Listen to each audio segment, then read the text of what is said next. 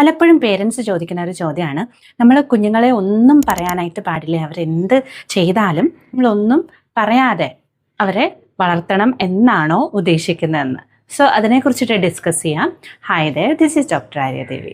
നമ്മൾ കുഞ്ഞുങ്ങളെ നിരന്തരം വഴക്ക് പറഞ്ഞുകൊണ്ടിരുന്നാൽ അല്ലെങ്കിൽ അവരെ ശിക്ഷിക്കുകയൊക്കെ ചെയ്തു കഴിഞ്ഞാൽ അവർക്ക് ആങ്സൈറ്റി, ഡിപ്രഷൻ പോലെയുള്ള പ്രശ്നങ്ങൾ ഉണ്ടാവാം.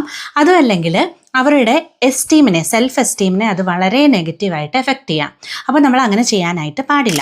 ചില സമയത്ത് കുഞ്ഞുങ്ങൾ എന്തെങ്കിലുമൊക്കെ മിസ്റ്റേക്ക് ചെയ്ത് കഴിഞ്ഞാൽ നമുക്ക് അത് അവരോട് പറയേണ്ടതായിട്ട് തന്നെ വരും. അത് ഉറപ്പുള്ള കാര്യമാണ് അല്ലേ?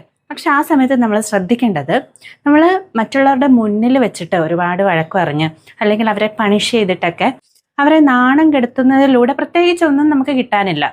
നമ്മൾ പറയുന്നത് അവർ കേൾക്കുകയില്ല, നമ്മൾ വിചാരിക്കുന്നതിൻ്റെ ഓപ്പോസിറ്റ് ആയിട്ടുള്ള ഒരു എഫക്റ്റ് ആയിരിക്കും അല്ലെങ്കിൽ ഒരു റിസൾട്ടായിരിക്കും നമുക്ക് അവിടെ നിന്ന് കിട്ടുക.